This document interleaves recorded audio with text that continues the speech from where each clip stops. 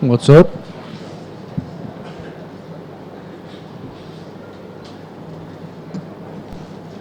Gunnar, congratulations on your win this evening. Might have been one of the best performances of your career. Just got to ask, how do you feel after putting on a display like that? Feels great, man. The fight went well, went my way, obviously, and it was a good first round as well. Just getting a feel for it, and I'm actually enjoying spending a little bit more time in the octagon than maybe some of my previous fights. I feel like I learned more. And the finish that you had was spectacular. When you land the right hand, the kick lands. It looked like the knockout was there for the taking. What's going through your mind at that point? Obviously, we think of you as a gifted submission artist, but it looked like you could finish it. Instead, you basically pull him to the ground and finish him there. What's the thought process and the selection process as that's unfolding? At that point, it was just the most obvious opening for me. It was just. I thought the way it went was just the most clinical, really. He was, instead of running into him and throwing a bunch of shots to get the knockout, it was just he was out. There was no need to give him a few more punches to the face. He's a pretty guy as well. He's a model, There was no need. There's no need. Very fair of you there. And I guess, what would you like to see next? Because very talented, people not always talking about you with some of the the top names in the division, but I think you provide problems for anybody in the division. So, kind of what do you see next for yourself? I know that you work with some people that are pretty good at asking for what they want. What do you feel like you want and need next? What I'm looking at now is just get 2 more fights this year. Obviously, try to get some good opponents, some top-ranked opponents, preferably. Well, right now, my mind is just looking to get home, go home to my son, get back to the gym. As I said, like that time spent in the octagon, there's a lot of things that I can learn from there. There's a good few moments there, and just that time you spend there, the feel for being in there, in the energy. I feel like I learn a lot from that, and I felt different this time in the cage that I felt in a long time or ever. It's changing a little bit for me, and it's better. It's better than it used to be. Gunnar, you decided again not to wrap your hands before the fight, and this time you chose to have small gloves. You usually wear large gloves. Yeah. Why did you choose to have small gloves? Yeah, usually I wear large gloves. I was gonna wear medium this time, and then Makwan was there with his gloves, and they were small. He was wearing wraps, and he was like unsure if he wanted to wear the small gloves. They were hurting him a little bit, so I just tried them on. I was just gonna like wear them, kind of wear them out for him, and then I felt like I could wear them. That's once you just stretch them a bit, they feel nice and they're lighter. It feel like an old school karate glove, and that's what it felt like. I had my corner, just my dad and Yoma stretched the shit out of them for like 1.5 hours, and they felt amazing. What sort of difference does it make for you to have small gloves? Yeah, it's the reason why I don't wrap my hands is because I get a better feel for my hands when I'm working. I'm grappling. I'm feeling my opponent. I like to use my hands. I do like grappling much better without gloves. So the smaller gloves are, the easier it is to get the chokes in and get your hands slipping them here and there. Get the grips that you want. The only reason, like the only benefits I feel to the glove is because of the cage. If you're holding somebody and they put their back against the cage and your hand is there, if you're not wearing a glove, that's really going to hurt your hand. So, but that small glove didn't make any difference on that. It was just better, It just feels more like your hand.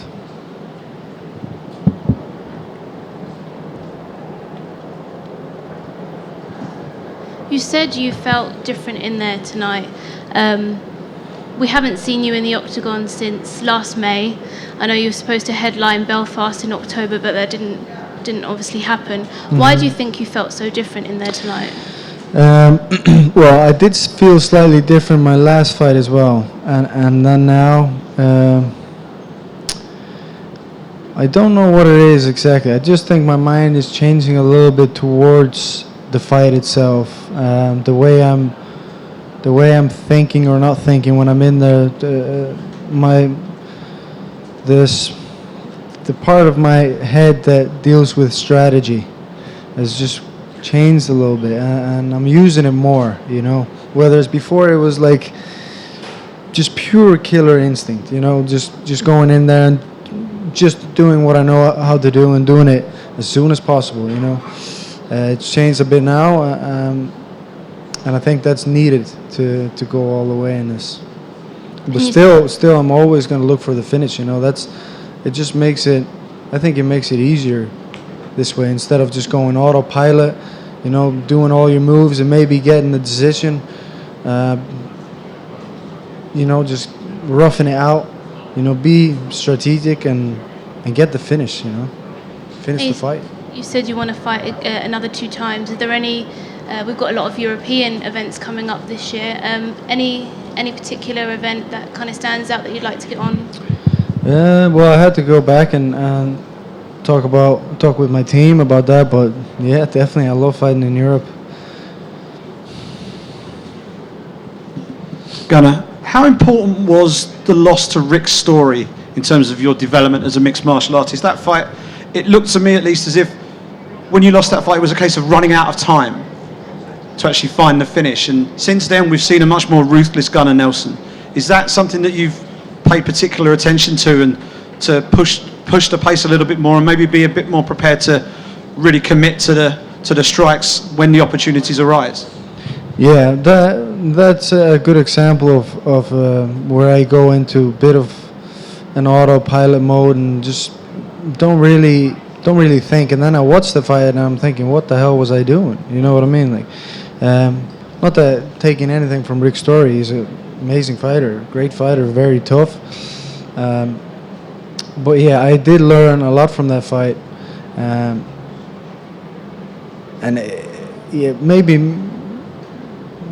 you know when it comes to just like changing the pace a little bit of the fight, changing your. You know, you might even do the same moves, the exact same moves, but just do them differently. Do them from in a different pace, different timing. You know, just watch your opponent a little bit and stalk him. You know. And on a light note, we had a little bit of incident last night at the Fighter Hotel. Everybody was evacuated with the fire alarm. We spoke to your coach, John Kavanagh, and there's a bit of humour around how you might have reacted to such an incident. Tell us how it was for you and what your reaction was at the time. I was just screaming, scared. You know, it's crazy. No, we were actually literally about to close our eyes, and then this thing goes off, and we didn't know it was just in our room. Actually, one of my roommates farted really bad, and we were actually discussing if it was that, because it was fucking horrendous. Sorry for cursing, but yeah, we waited a while. Actually, we were just thinking it would go off eventually, but the sound was really annoying, wasn't it? It was just. Finally, I was just wearing my underwear, about to go to sleep, and I kind of peek out and I see like a couple of gentlemen there, as lost as I was, just kind of looking around, seeing what people were doing, and then eventually we smelled a little burn, and we decided that was maybe a good idea to get the hell out of there. Yeah, here. So you said after you caught him, you didn't want to hurt him anymore with the punches, but did it went through your mind that it would be better to have a submission than to have a knockout for your record, for example? No, to be honest, I was just joking with the model thing and all that, but I didn't go through my mind. It didn't go through my mind that I didn't want to hurt him, or it just kind of happened that way. I punched him. I could see he was out, and I just felt like this was the finish that was there. You know, maybe it's just not as much in me to go and swing my arms and try to really hurt him. I guess you could say that, but just there was no need. As I said, just grab him and put my hands around his neck and finish the job. It was just clean. And did you turn him? Did I turn him? No, he turned. Or he turned Yeah. as he wanted to escape? Yeah, I think he turned. I don't know how like if his mind was there or what was going on, but he turned. I think. Thank you.